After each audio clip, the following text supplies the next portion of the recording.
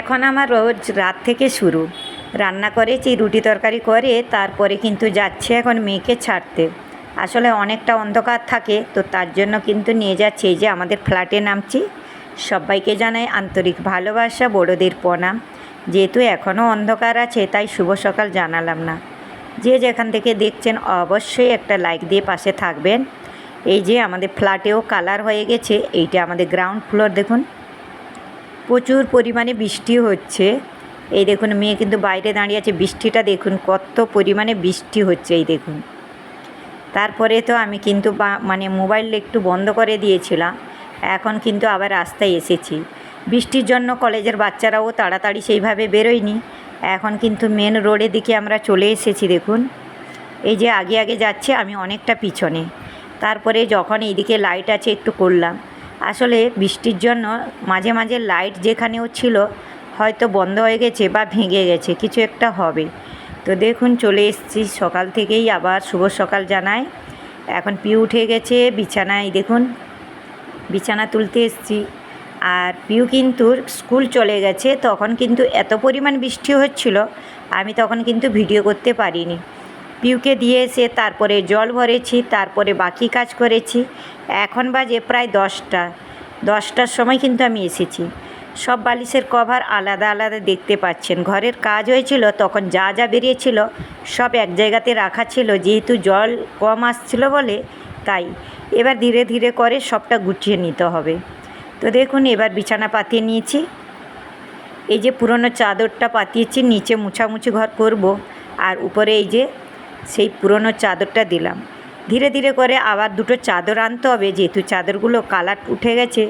যাই হোক, ঘরে এখন তো সেইভাবে ঠিকঠাক করে সব সামান গুছানো হয়নি, এখনও কদিন টাইম লাগবে। তার উপরে এখন সবাই যে যার কাজে, মেয়েরাও কলেজ অফিস, আমি আমার কাজে, পিউ স্কুল চালু, ওর বাবা অফিস চালু, তো সবটা যদি দেখতে যাওয়া হয় সেইভাবে কেউ কিন্তু আরাম পায় না। তাই এখানে দেখুন সব কাপড় গুছিয়ে নিয়েছি, এগুলোকে প্রেসে দেব। এই যে এই কটা কাপড়কে প্রেসে দেবো। জিন্স প্যান্টগুলোও কেচেছি, যেইগুলো প্রয়োজন সেইগুলো আমি ধুয়ে নিয়েছি। জানি না ট্যাঙ্কার সাফ করার পরে কিন্তু জল প্রবলেম হয়ে গেল আমাদের মহারাষ্ট্রতে, শুধু আমাদের এখানে না। মিশো থেকে পর্দাটা লাগিয়েছিলাম। যা গরম, বৃষ্টি হয়েও এত পরিমাণ গরম। মুম্বাইতে যে কবে একটু মনের শান্তিতে ঠান্ডা আসবে জানি না। জামা কাপড় তুলতে তুলতে পুরো ঘেমে গেছি। বাইরে থেকে সব কাপড় তুলে নিয়ে এসেছি, আর এখানে সব রেখে দিলাম, এগুলো পরে পাঠ করব। এখন কিন্তু পিউ এসে গেছে, পিউ স্নান করছে। আর বাথরুমে এত জামা কাপড় ধুয়েছি, বললাম না যেগুলো প্রয়োজন তখন ধুয়েছিলাম। আসলে বালিশের কভার কাজ যেইগুলো পেয়েছি সেইগুলো তখন দিয়েছিলাম। এখন যা যেখানে আছে রোজ বার করে করে ধুইছি রোজ। তো এখনও কিন্তু অনেক জামা কাপড় ধোয়া আছে, তো এগুলোকে বাইরে দেব। এখন আমি যাই রান্না করব। পুজো ফুজো সব হয়ে গেছে, এখন রান্না করব, সাথে থাকুন। রান্না করতে এলাম, একটা জিনিস দেখাবো আপনাদেরকে, দেখুন। জাম যে খাওয়া হয়েছিল সেই বীজগুলো রাখা হয়েছিল, আমার বর মশাই বললেন যে শুকিয়ে ভালো করে ওটা কিন্তু গুঁড়ো করলে ওর অনেক উপকার আছে। তো যাই হোক, ভাবলাম ঠিক আছে। উপরে ছিল, বৃষ্টি হয়ে গেছে, আর আমাদের সে সময় ঘরের কাজ হয়েছিল। মেয়ে এলো, ঘরের কাজ হয়েছিল, তখন বাইরে রাখা ছিল, কি বলবো, দেখেছেন পুরো খারাপ হয়ে গেছে। যাই হোক, এখন রান্না করতে এলাম, কি রান্না করবো সেটা ভাবছি। পিউ চলে এসছে, আর পিউ কি বলছেন জানেন, ডাল ভাত খাবে না পাস্তা খাবে। এখন কি বলবো বলুন, ডাল ভাত খাবে না পাস্তা খাবে। ওকে বললাম আজকে আমি তো নিরামিষ খাবো, তো খেয়ে নে, কালকে একাদশী আছে তার জন্য।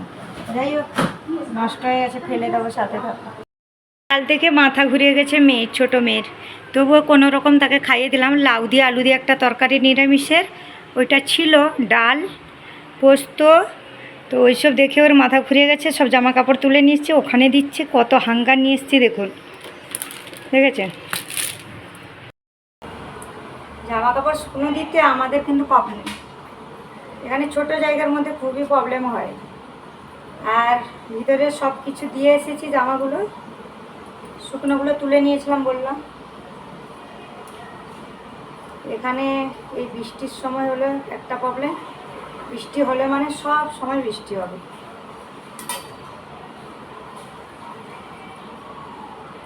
আজকে নিরামিষে রান্না, ডাল, আলু পোস্ত আর লাউ দিয়ে আলু দিয়ে একটা তরকারি। তো পিউর খুবই অসুবিধা হয়ে যায়, সব হাঙ্গারগুলো ভেঙেও গেছে।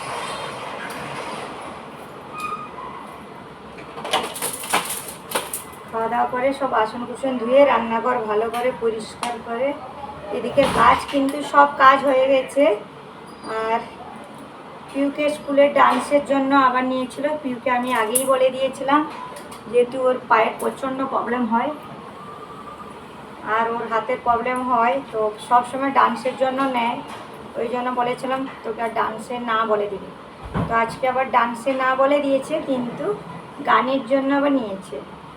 তো গানের নাম দিয়েছে। কাল থেকে স্কুল থেকে আসতে আবার লেট হবে ওর, যেহেতু স্কুল ছুটি হওয়ার পরেই মানে গানে রিল্যাক্স করা হবে বা ডান্সের ইয়ে করা হবে। তো কাল থেকে পিউর আবার পৌনে 1 ঘন্টা লেট।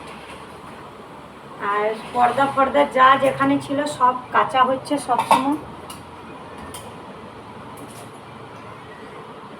বালিশের কভার সে কদিন কাজ হয়েছে বলে সব মানে বার করছিলাম, আলাদা ঢালছিলাম, এই নিয়ে জুড়ি আর পাওয়া যাচ্ছিল না। মেশিনের কভারটাও ধুয়ে দিচ্ছি, সব যেখানে যা পাচ্ছি রোজ ধোয়া চালু করেছি। তো আজকেও দেখুন পিন লাগানো আছে। আসলে এটা ডবল ইয়ের কিন্তু কভারটা, মানে ডবল ইয়ের যে থাকে। আর আমি তখন জানতাম না যে মিশো থেকে আনলে তারপরে আবার এক্সচেঞ্জ করে মানে করা যায়। তো তখন হয়ে গেছে, আর চেঞ্জ করা হয়নি, ওই জন্য থেকে গেছে। আর আমি সেফটি পিন দিয়ে ছোট করে দিয়েছিলাম, সেফটি পিন দিয়ে শুধু খুব গুছিয়ে এরপর টাইট করে মেরে দিয়েছিলাম। যাই হোক, অনেক জামা কাপড় আছে বন্ধুরা, শুকোতে দেরি হবে, সব হাঙ্গার করে দিতে হবে, তাই টাইম লাগবে। এরকম কখন আমার হাতে সেফটি পিন বেরিয়ে গেলে ওরকম হাতে থেকে যায়, ওই জন্য ভিডিওতে আমার হাতে সেফটি পিন দেখাই যায়।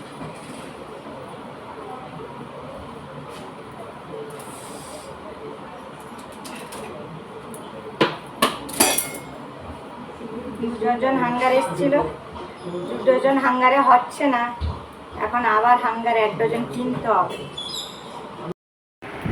রাত থেকে উঠে এখন একটু টাইম পেলাম, ওষুধ খেয়ে এলাম। এখন তারা টিভি দেখছে, ছোটো মেয়ে আর মেজো মেয়ে তো সকালে কলেজ যায়, মানে সেই রাত থেকে বেরিয়ে যায়। আর দুপুরে চলে এসে ভাত খেয়ে এখন তারা দুজন একটু টিভি দেখছে, তারপরে পড়াশোনা করবে দুজনই। তো ওষুধ খেয়ে আমি এই জন্য এখানে এলাম। ওষুধ খাওয়ার পরে একটু না রেস্ট করলে হবে না, যেহেতু সে রাত 2 ঘন্টা 2.5 ঘন্টা থাকে, তখন থেকে উঠে আবার রান্না বান্না তো সব দিন ভিডিওতে দেখাচ্ছি না, শুধু রান্না করার টাইম না, তার আগে উঠে ঘর ঝাড়ু দেওয়া, সবজি কাটা, আটা মাখানো, বাইরে জল ছিটাই, মানে ওই সব করতে করতেও তো অনেকটা টাইম লাগে, তাই না? তো যাই হোক, আমরা তো ভিডিওতে একটু ধরি, সবটা তো আর ভিডিও করা যাবে না। তো আজকে প্রবলেম হয়ে গেছে, পিউকে স্কুলে ছাড়তে গেছিলাম, তখন বৃষ্টি হচ্ছিলো বলে আমি আর ফোনটা নিয়ে যাইনি, কেননা বেগে কভার লাগিয়ে ছাতা নিয়ে ওকে নিয়ে গেছিলাম। কিন্তু প্রবলেমটা কি হয়ে গেছে, আমি ভাবলাম আজকে জলের যে মেন নলটা আছে সেই নলটা যদি চালু করে যাব, যদি জল বেশি আসে তাহলে কিন্তু জল আমাদের কালার ঝরে বেডরুম পুরো জল হবে এই রকম। তো আমি কি করেছি, নলটা বন্ধ করে খালি একটা সিম্পল নল চালু আছে, যেটা সারাদিন চালু থাকে, ওখান থেকে অল্প করে একটু জল উঠে, বেশি না, অল্প।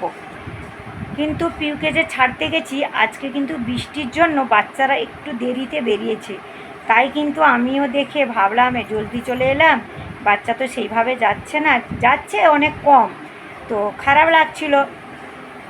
আর দেখুন না, আমি ওকে নিয়ে ওখানে ছেড়ে আবার অতটা দূর থেকে আসবো, তো তার উপরে বৃষ্টি হচ্ছে, তারপরে ছাতা উড়ে যাচ্ছে, দুপুরটা উড়ে যাচ্ছে, তবু বি তাড়াতাড়ি করে হেঁটে আসবাকে জলই নেই, মানে এতটুকু জল এসেছিলো আজকে। আমি যদি মানে মেন নলটা চালু করতাম তাহলে কিন্তু জলটা পেতাম, কিন্তু ওই যে ভয়ে যে যদি জল বেশি হয়ে যাবে আর কালার দিবে তাহলে সব জল যাবে, আর এই অবস্থা হয়ে গেছে জানেন। তো একটুখানি জল উপরে ট্যাঙ্কারে উঠেছে, আর নিচে একটু একটু করে পড়ছিল, 2-2.5 বালতি জল হয়েছে। তো এই হলো প্রবলেম।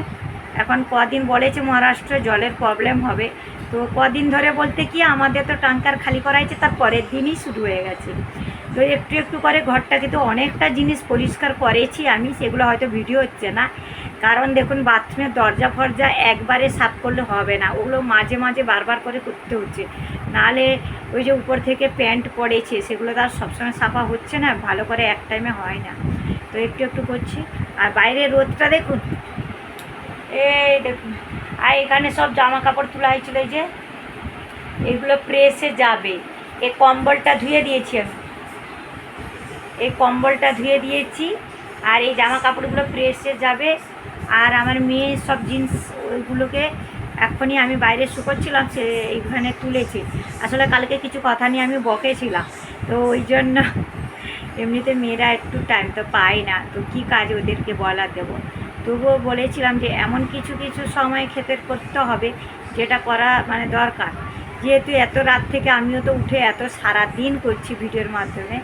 তো যাই হোক, এখন আর ভিডিও দিতে ভালো লাগছে না, টোটালি ভিউস নেই, নিচে চলে গেছে, আর কিছু লাভও হচ্ছে না। সত্যি কালকে এক দিদিভাই বলেছিলেন, আমারও সেই লাগছে, শুধু একটা মনের খুশিতে শুধু ভিডিও করা হচ্ছে, নাহলে ভিডিও মানে একটা ডেলি ব্লগের সারাদিনে তুলতে, আর আমি যেভাবে খাটনি করি আর কেউ বলে জীবনে ভিডিও করবে না। তো সবাই এখন একটু আরাম করুন দুপুরবেলা, তারপরে আবার আসছি। সন্ধ্যা হতে যাচ্ছে, সন্ধ্যা হয়নি, 6:45 মতন বাজে, সন্ধ্যা দিয়েছি। 6:45 না, 7টা মনে হয় হয়ে গেছে। আর এখানে দেখুন লাইট দিইনি আমি, এখনও আমাদের বাইরে উজালা আছে, লাইটটা লাগেনি। তো দেখুন ঘরে তো আলো জ্বলছে, আর জামা কাপড় তো দিয়েছি, কখনো বৃষ্টি আসবে তুলতে পারি। তো এখানে এসে দেখাচ্ছিলাম আপনাদেরকে, ভাবলাম চা করব, একটু গ্যাসটা চালু করে দিই, একটা সিটি মারলেই হয়ে যাবে, তাই গ্যাসটা চালু করেছি। এখানে কিন্তু বাসনের পাহাড় বেনে গেছে, মানে বুঝতেই পারছেন এই রকমই আমার হয়, প্রচুর বাসন প্রত্যেক দিন হয়। আর এদিকে তো আমাদের ঠাকুরের গান চলছে, এখানে সন্ধ্যা দেওয়া হয়ে গেছে, আমার নিচে করে যে রেখেছি সন্ধ্যা দিয়ে দিয়েছি। ওইদিকে এখানে মশলা নিয়ে এসেছিলো, একটু একটু ঢালা আরও বাকি আছে, মানে কম কম এনেছি। এবার বৃষ্টির সময় তো, এবার আমি কিন্তু মশলা কমই আনি, কারণ আমার যতটা দরকার সেই পাশ দিয়ে মেয়ে যায়। 50 গ্রাম মানে 100 গ্রাম এইরকম, কারণ 5 ফোড়ন হরি ওইগুলো বেশি দিন লাগে না, অল্প লাগে। তো আমার 50 গ্রাম আনলে তার সাথে রাঁধুনি আমি দেশের বাড়ি থেকে নিয়ে এসেছি, মানে রাঁধুনি এক করলে কিন্তু বেশ ভালো মানে টেস্ট। আর দেশের বাড়িতে রাঁধুনিটা খুবই দাম, আমাদের ওইদিকে তো রাঁধুনির অনেক দাম। আমি প্রত্যেকবার নিয়ে আসি রাঁধুনি, মানে 750-800 টাকা এরকম কিছু বলছিলেন পাও কিলো, মানে 250 তো যাই হোক, আমার মা এনে দিয়েছিলেন, আমি যাওয়ার আগেই মা এনে রেখে দেয়, কেননা জানেন যে প্রত্যেকবার আমি নিয়ে আসি। এবার এত আমার লাগে না, এবার কিন্তু আমি নিয়ে আসিনি, যেহেতু আমার রয়েছে, এবার নিয়ে আসিনি রয়েছে বলে। কি রান্না হবে রাতে রোজের, এটাই হলো একটা চিন্তা। এখনও সন্ধ্যাটা হয়নি, সাঁই বাবা মন্দিরে কিন্তু 7টা হলেই আমাদের সন্ধ্যা দেওয়া যায়। যাই হোক, সাথে থাকুন, আমি একটু চা করে খাবো, তারপরে একটু নিচে যাব, যেহেতু কালকে একাদশী আছে, তো একটু ফল নিয়ে আসবো, ফল আনবো। আর আজকে ফুলটা আনবো না, কেন বলুন তো, দিনের বেলা যে ফুল বানিয়ে দিয়েছে ওই ফুলটাকে দিয়ে দেবে, তো ওই ফুলটা কালকে পুজো করলে না মনটা শান্তি লাগে না। তো যাই হোক, একটা হাতে মোবাইল ধরে আছি, তো এইটা কিন্তু এই যে গ্যাসের নিচেটা মুছামুছি কাপড়ে, সাথে থাকুন। এখন একটা সিটি মারো, তারপরে আমি একটু চা বসাবো আর এগুলো গুছিয়ে নিই। চলে এসেছি রান্না করতে, সেদ্ধ করে নিয়েছি, দেখুন লবণ দিয়ে সেদ্ধ করে নিয়েছি, তাহলে বেশ ভালো হবে। আটাটা এখানে হাফ মাখাতে রেখেছি, আটা মাখাচ্ছি। আর এখানে রান্না বসিয়ে দিয়েছি কড়াইতে, এখন কিন্তু রান্না করব। কার কার এই মুগের তরকারিটা খেতে পছন্দ অবশ্যই জানাবেন। এই কড়াইটা যেমন মনে হচ্ছে, এটা কিন্তু ধুয়ে রেখে দিলেও যেমনই মাজাই না কেন যেমন মনে হবে কি কড়াইটা মাজা হয়নি ভালো করে, এরকমই মনে হয়। তো এখন কিন্তু আগে তরকারিটা বানিয়ে দেবো, তারপরে রুটি করবো। কার কী খেতে পছন্দ বলুন তো বন্ধুরা। এখানে দেখুন আমি কী রান্না বসিয়ে দিয়েছি। আজকে কিন্তু রান্না করব আমাদের মহারাষ্ট্রতে ফেমাস মুগের তরকারি। মুগটাকে ভিজে অনেকক্ষণ রাখার পরে তারপরে দুদিন ভালো করে ওটাকে গজা করে নিতে হবে। মানে এমনিতে যেই ছানি আছে সেই জালিগুলোতে রেখে দিলে বাইরে, উপরে চাপা দিয়ে রেখে দিলে কত সুন্দর হয়ে যাবে। কিন্তু হ্যাঁ, তারপরে মাঝে কিন্তু ফ্রিজেও রেখে দিতে হবে, নাহলে বাইরে দুদিন থাকলে মানে গন্ধ হয়ে যাবে, নষ্টও হয়ে যেতে পারে। আমি কিন্তু ফ্রিজে রেখে দিয়েছিলাম। এত সুন্দর খেতে, মহারাষ্ট্রতে এই সবজিটা খুবই ফেমাস। আর তবে থেকে আমি কিন্তু এখান থেকে শিখে এটা বানাই মাঝে মাঝে। যাই হোক, আমাদের ঘরে সবারই পছন্দ, শিবা আমার। কালকে কিন্তু একাদশী আছে, তাই আজকে কিন্তু আমি নিরামিষ খেয়েছি। আর এতে যে খাবো বলে আমি পেঁয়াজ রসুন দিয়েছি, তা আমার